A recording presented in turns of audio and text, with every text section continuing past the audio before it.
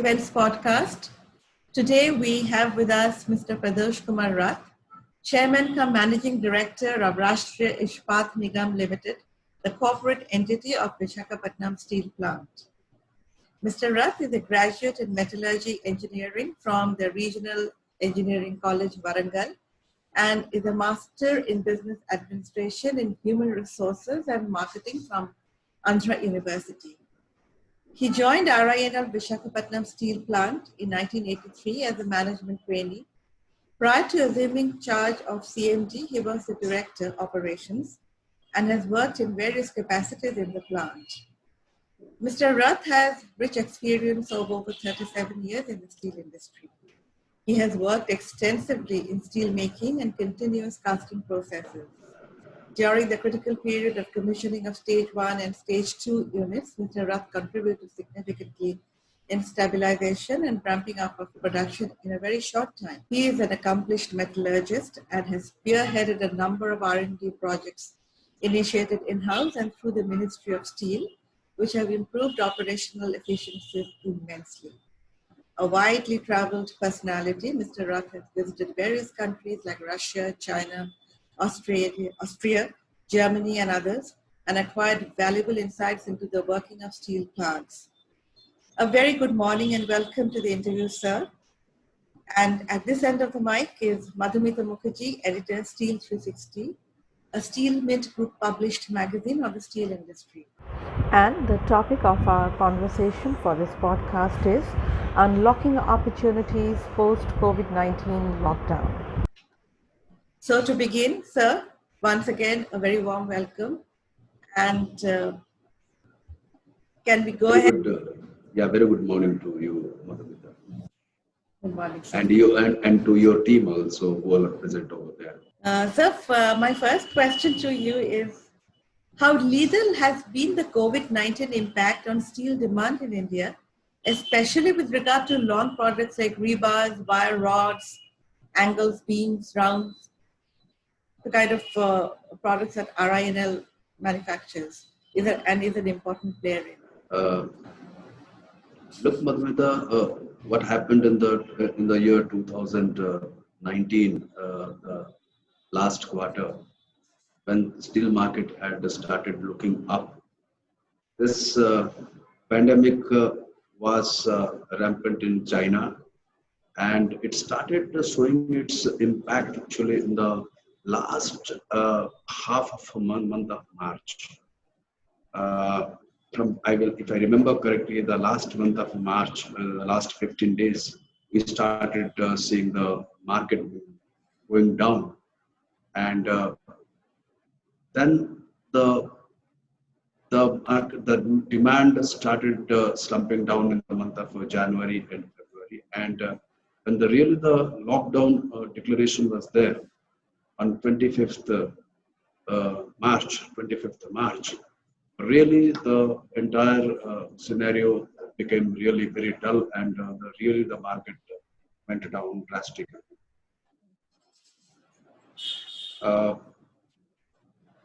Generally, we used to sell around 5 lakh tons, more than 5 lakh tons of steel in the month of March, where we could sell hardly 3.5 lakh tons of steel in the month of March. January, February, of course, had on the front. And as you know that RINL is a long producer, the construction sector and the auto sector being pulled down, the long products was really saw a very bad phase of demand.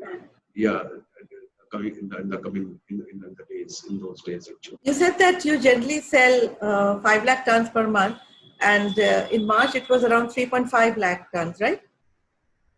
Yeah. And in January and February, how was it? January, if you see the marketing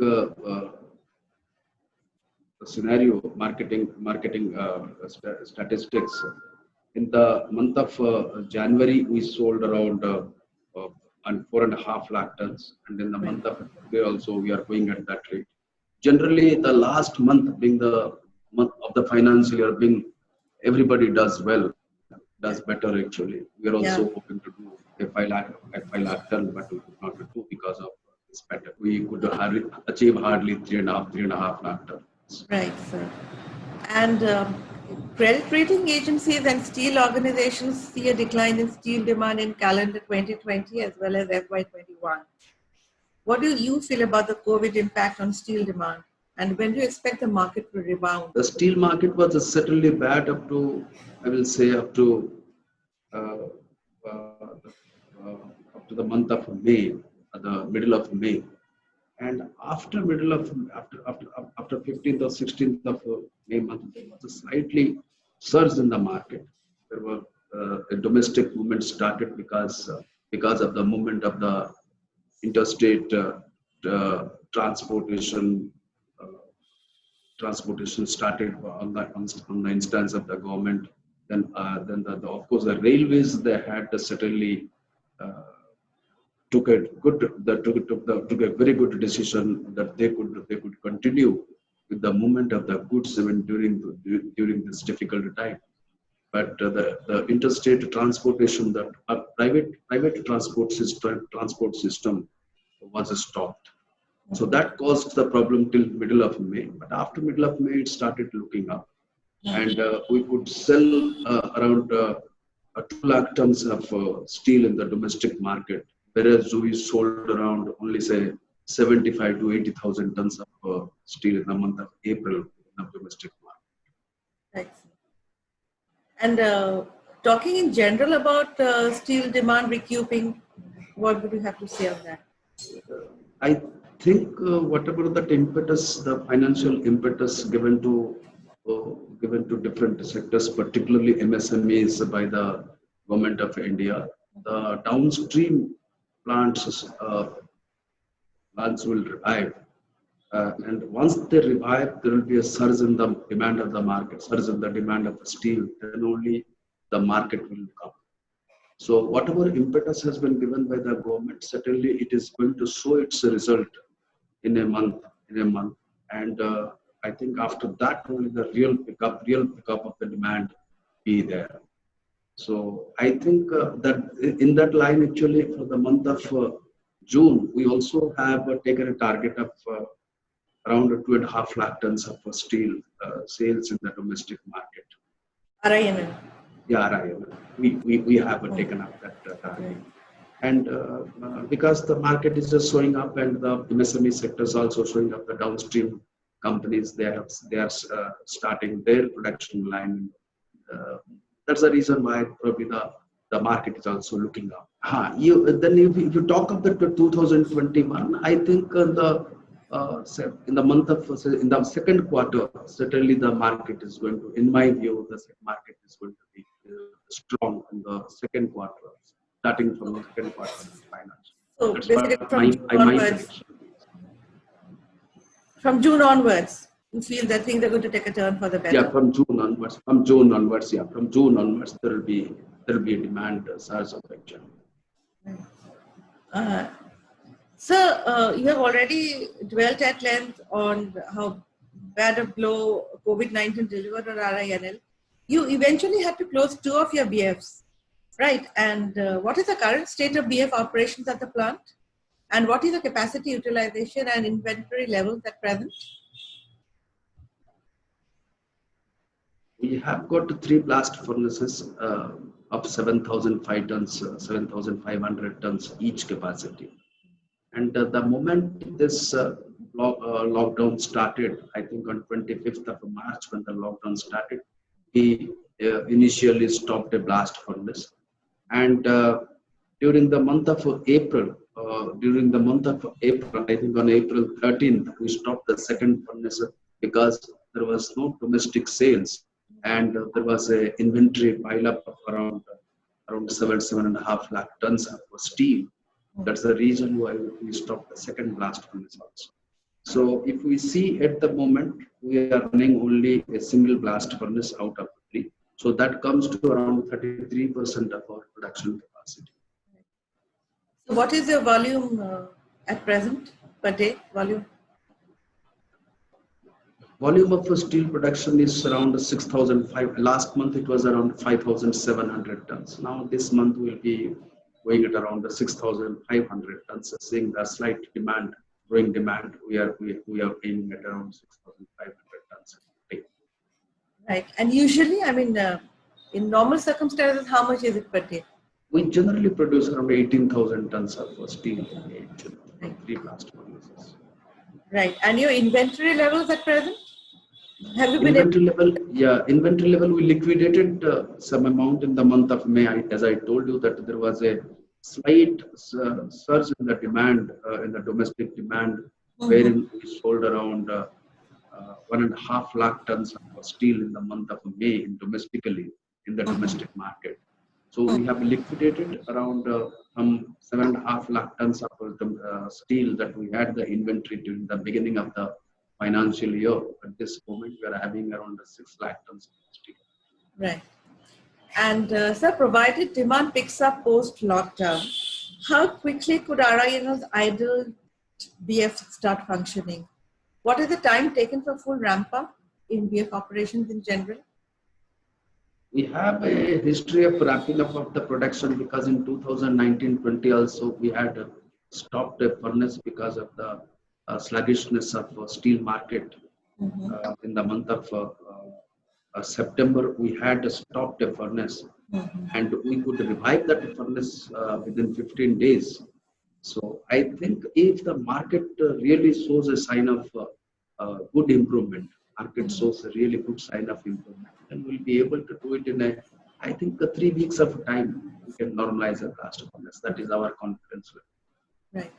And since you said that you expect demand to rebound from the second quarter, so can we expect at least one of your BFs to start, to resume operations? Yes, if the construction sector and the auto sector, these are the two sectors where the most percentage of around 60% of our steel goes into. If one of the sectors actually revive because of this stimulus or whatever, 20,000 crores of money has been gone into of the government, certainly we will start the second blast furnace hopefully in the month of July. Then we will be able to see that what happens in the market. Then we'll decide upon the third blast furnaces starting depending upon the market situation. Right, sir. Sir, with domestic demand almost at a nil, most steelmakers were looking at exports in a big way. So how are you tapping into the exports market? Which are the markets you're being able to serve at present since most of the world has been in lockdown? Are you getting the targeted volumes and prices in the exports market as well? Yes, we liquidated our steel actually through exports only. That steel inventory we had through exports only. In the month of April, we exported around I think 1,50,000 tons. And in the month of May also, we exported around 1 lakh. In the month of April, we exported around 1,20,000 tons. And in the month of May, we exported around 1,50,000 tons of steel, semis, and 25,000 tons of pigs. And in the month of June, we have set a target of around 2 lakh tons of steel for exports. 2 lakh tons.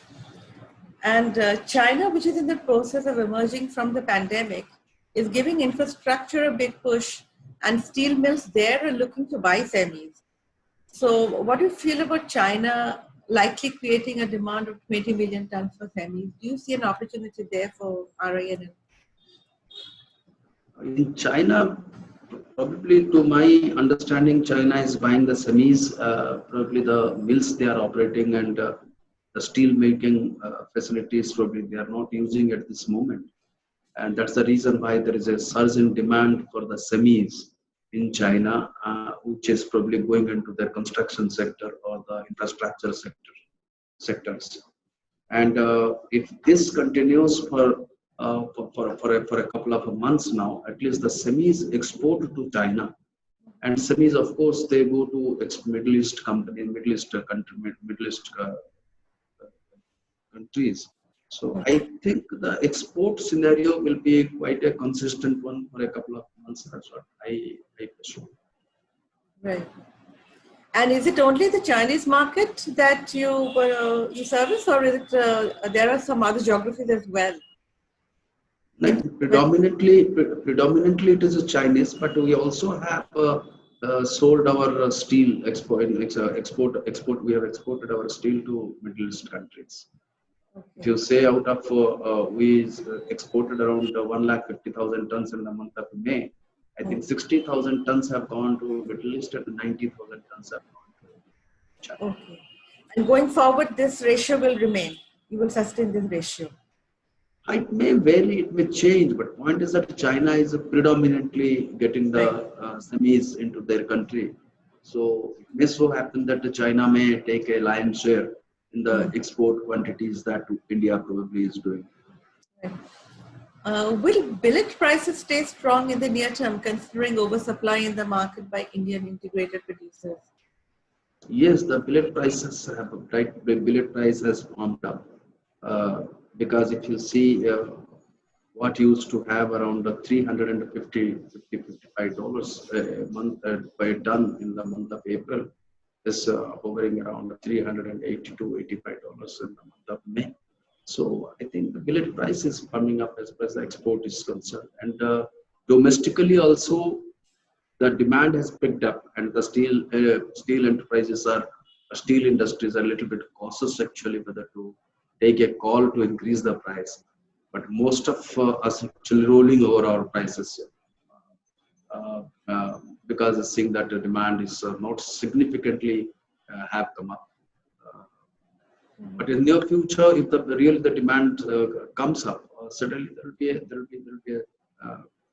jack in the price of the domestic products also, products meant for domestic market. So going forward, you see prices going up, firming up further. Yes, it is quite evident from the billet price that we are selling now to the different countries, particularly Middle East and China. We see that there is quite a good jump in the price. And by how much could you see the jump be? It is the jump was around. I said as around from $360, say $360 to around $390. It was around $30 a jump in a month. So I can see there's a jump in the price of the steel. In the month of April, when we were exporting steel, that will semi, it was around $360. Right.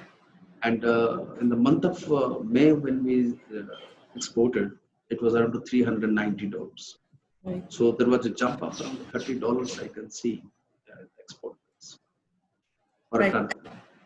Yeah, and you expect this this kind of an increase to sustain. Yeah, because you The see, rate of increase to sustain. yeah, because after all, you see this, there is a demand in the market, and because due to lockdown things are subdued. But the moment the lockdown is getting released in spades, or they're getting released by and by, then automatically the market also is going up. This is quite evident for us. So, do you see a change steel scenario post COVID-19 globally and domestically? I mean, do you feel post COVID-19 the cost of steel production will go up globally in the country? And how can this be tackled? The cost of steel production. The cost of steel production has got only one bearing, that is the tonnage that will be produced monthwise. That is the way I see it. Because if you ramp up the production also, the ramping up takes place gradually. It's not that we stop the production. So say for an example, take the case of RINL, where we have stopped two blast furnaces. And the moment we'll start one blast furnace, then we'll start the second blast furnace. So the moment gradually only the production volume will pick up. And if the production volume picks up gradually, then the cost of production generally will go up, because as a public sector, generally the facilities that we have with us, we maintain even for single blast furnace or two blast furnaces. So optimally, to run the three blast furnace, then only the price will come up. The cost of production will come down. Else certainly the cost of production will be higher as for the company like us. What kind of an impact will the latest stimulus package, which is 10% of the GDP, have on steel in general, sir? See that the steel as a whole, it contributes around 3% to the tune of around 3% of the GDP. And mostly, if you see steel's contribution, that is in terms of construction, then it comes to around. If I talk of, I will talk with respect to RINL and in particular, and as a whole to all the steel industries. If you see the construction sector, it consumes around 50 to 60% of the total, 45% I would say of the total steel used in the country. And if you see that if the auto sector and all and the other the yeah, what I'm trying to say is that the steel's contribution as a, if you see in particular, then it is around 3% of the GDP. So if you talk of the stimulus they have given us, and they have given to the industry, particularly the construction sectors and to the MSMEs and all, uh, s- and the steel consumption has to grow up, and in that way, proportionately, there will be a contribution from this to the GDP. Going forward, sir, when you see investments picking up in the near term from steel mills, what will be the long-lasting effect of the current lockdown on India's goal of bolstering annual steel output? Do you think, if I may continue with this question, do you think integrated steel manufacturers will continue with significant new capex? That there is going to be a small impact on the capex of the integrated steel players, because first they have to settle down in their production line. There is no doubt. Right. And capex, the expenditure of on the capital or the new projects, certainly somebody, a businessman should look at take it to the later part actually. First, let us stabilize the production. Then only somebody will go for an expansion, or somebody will try to add production capacity by adding some more equipments or some more facilities. But certainly, because of this COVID, the capex, the capital expenditure will see a southward direction for the integrated steel players. And sir, how has the present crisis altered the perspective of makers with regard to plant operations, need for automation, raw material security, cash management? See, the COVID-19 has taught us many lessons. If you see that, number one, if you see, I will talk of some few points. Talk of the technology, where it is a human, it is generally a labor-intensive unit. Steel industry is a very labor-intensive unit, and this COVID-19, where this social distancing has become a reality, and which is really required to avoid such a disease to expand. Then the digitization or the instrumentation or the automation becomes really a requirement of the industry. So technology wise, it has taught us a lesson. So certainly we will look for more and more automation, so that this human interventions are minimized. That is number one. Number two, talk of the raw material securitization. You see, every industry should have an optimum level of inventory because of efficiency of the operation. But such a situation where all of a sudden the movement of the transport, the private transport movement and all, they got stopped totally. So it has also opened up our eyes that little bit we should be more cautious with respect to our spares and with respect to our consumables, because the consumables and the spares became really a problem when had we continued the production. You think of a company, actually, suppose no, they didn't have any inventory, and they would have continued the production. Then certainly this spares and consumables would be the issue. That's what I feel. And with respect to raw material securitization. And anything you mentioned actually? Anything else? Cash management, liquidity.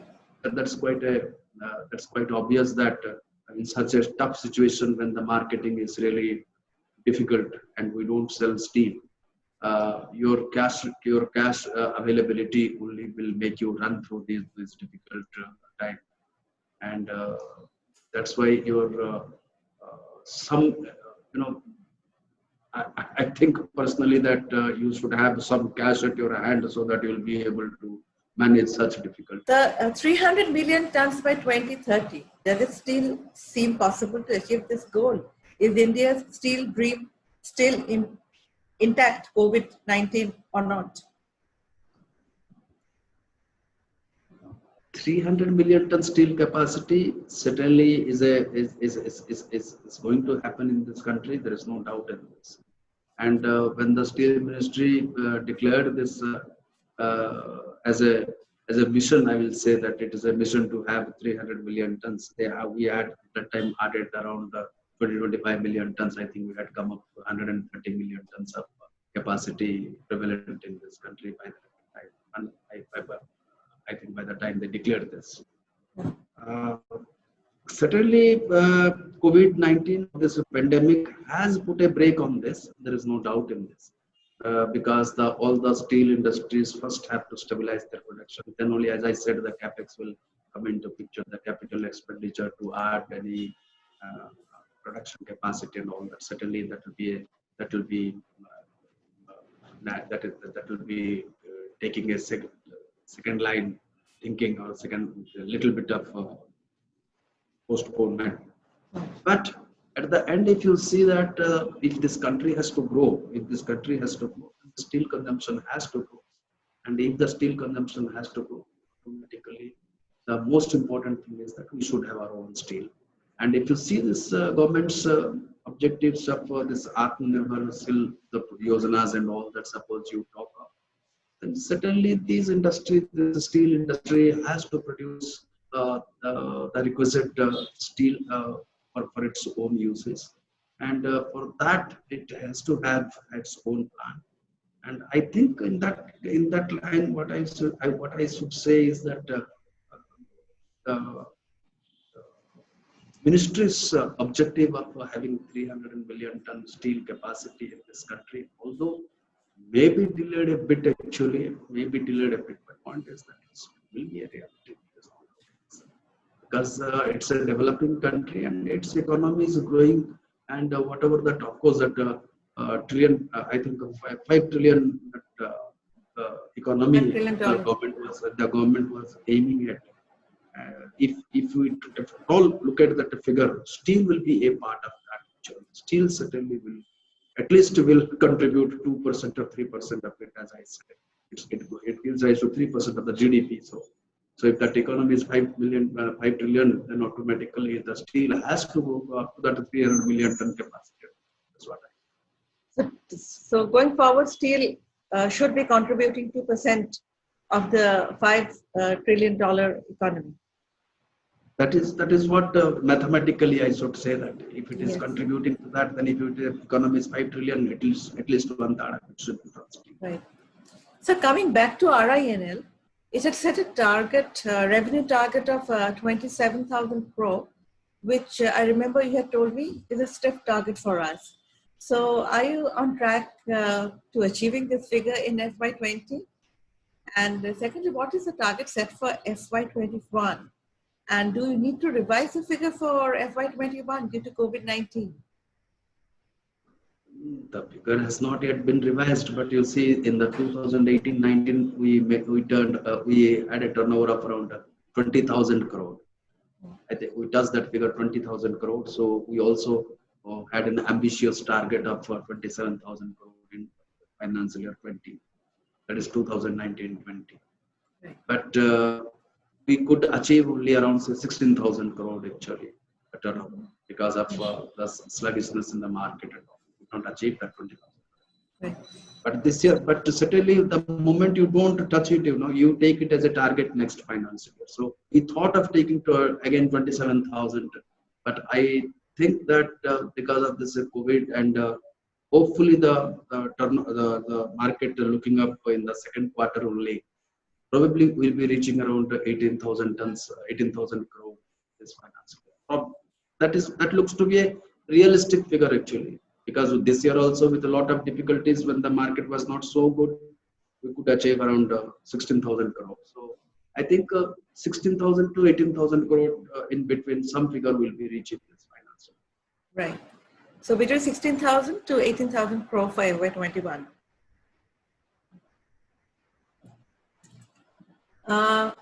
So what is the hot metal production, liquid steel, saleable steel targets for FY21 over FY20? If you see that financial year 20, let us take the figure actually, where we produced around 5.2 million tons of hot metal, around 5 million tons of steel, liquid steel, and around 4.5 million tons of saleable steel. There are the three figures for the financial year 20. And if you see 2019-20, so if you see this year also, we have taken it. We initially we thought of taking a target of around 5.7. Again, what we did not do last year. Yeah, let me tell you that in this financial year, the financial year 2020-21, will be achieving around 5.5 million tons of hot metal, around 5 million tons of liquid steel, and around 4.7 million or 4.8 million tons of saleable steel. That is what I take this. Were these your targets, or have you revised these downward? The MOUs have not been set actually for this year, but I think we should aim. We are aiming at this target, but let us see what is good. Okay. And with the lockdown easing, what are your production and sales targets in the coming quarters, sir? Because 3 blast furnaces, out of 3 blast furnaces, we are operating only 1. So it is 1/3 of the capacity. Yes, and going forward, like by how much? Yeah, we think in the month of July, we are going to start the second blast furnace. Okay. And seeing the market demand, we'll go for the full rated capacity in the month of August.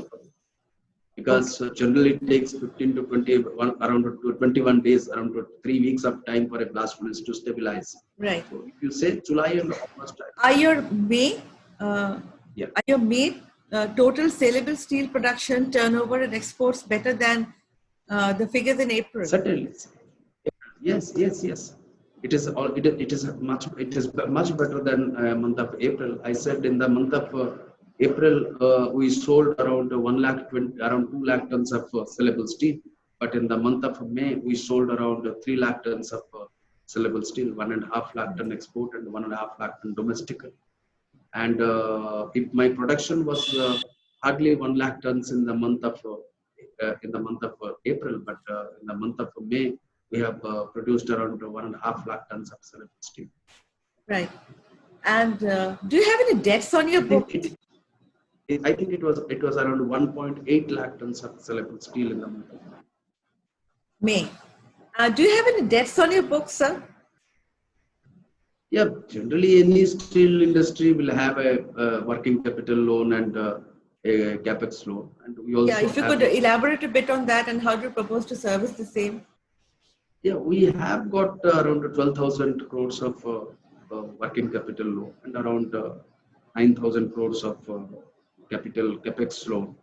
Mm-hmm. And so far servicing them has not been a problem. We have never deferred any any payment to the banks, to the government banks. We have never deferred any payment to the MSMEs and banks. So with the condition of this market showing the sign of recovery, certainly it will become easier for us to serve our debts. There will be no problem with this. And what about investments in FY21? We have taken a target of around 700 crores for this 2020-21 because as I said, generally the capex is looking down a bit for this because of this COVID. So last year we had a capital expenditure of around 1,400 crores, and this year we are aiming at around 700 crores. And where will this go mainly into? This will be going for that whatever some of our expansion jobs and some of the, although we have completed the expansion to 7.3, but some of the small units are still left out, and the supportive systems. And mostly it will go to our forged wheel plant that we are constructing, and we are planning for 700 crores of capital expenditure, where this facilities for a total expansion of 7.3 billion ton, some facilities for 7.3 million ton expansion, and mostly for the post plant construction at Raebareli, which also is pausing and nearing the completion. There, this expenditure will go. That is the forged wheel factory at Raebareli? Yeah, the forged wheel factory. Yeah. Right. So I believe RINO's medium merchant structural mill has rolled out billets of 125 into 125 mm. Is it the first company to do so? How are these products different in terms of usages and advantages, sir? It is not the first company to do so, because 125 into 125 billets are being rolled in many of the plants, and in 125 into 125 billets also are being produced through continuous casting route in our integrated steel plants. But seeing the semis demand, actually the export demand, we thought that we would have that product from our rolling mill, which we were not producing. By certain modifications, by certain modifications of the equipment, we produced 125 into 125 billet, because this 125 into 125 billet we were not selling outside. We were using it for our domestic requirement. But we thought there is a demand of the semis, so we produced that actually in excess. Yeah. So how much is the volume at present? We produced around, on a trial basis, we produced around 500 tons, and we have given it to a domestic market. And we are very hopeful, because it will have certainly very better metallurgical properties, and very much better metallurgical properties. So we are thinking of exporting them also. And we can produce. I think. Whatever the requirement in a huge sum also, a huge amount also we can produce. If it is required more than 2,000-3,000 tons, or more than even, I think a day, because our medium merchant structural mill capacity itself is 8,000 tons a month, around 90,000 tons a month. So we can produce to that extent if it is required. Yeah, your voice again swallowed up half the points. The capacity of the mill is 90,000 tons per month, you said. Yeah. Yeah. So if it is required, we can produce entire 90,000 tons as semis 125 billets. There is no problem. Yeah, and if you do so, you would be looking at the exports market as well for this product. Yes, it will help us, because the semis as we said earlier, that there is a good demand of semis in the export market. So this will help us. Yeah. And which geographies would you be looking at in particular for these large billets? These billets will go to, there is a good demand coming from the Middle East countries. Okay. They have inquired after this 125 billets. So 125 into 125 billets. So we think we'll repeat it. If we get a price actually, certainly we'll be sending them to Middle East. Yeah. So how soon could you be ramping up productions for these? Mills we generally run our mills at more than 100% efficiency and rated capacity. This medium merchant structural mill and all other mills, they are running. They generally run at more than 100% efficiency and 100% capacity. So only thing is that if the market looks up, the ramping up of the production is not an issue at all from the mills. And anything else that you would like to add, sir? I only should say that during this difficult time, let's be safe, stay home, and see that we maintain good health to run our plants in a more efficient manner. That is what I should wish to everybody. Thank you, sir, for giving us your time, and please stay safe. And thank you very much once again. And I also thank you so much, and all this, you give me this opportunity. Thank you, sir, once again. be safe and stay home. Thank you. And to our viewers, thank you for listening in. And please stay tuned because there'll be a series of more podcasts and webinars. So watch out for this space. Thank you so much. I'm Madhumita Mukherjee signing out. Thank you.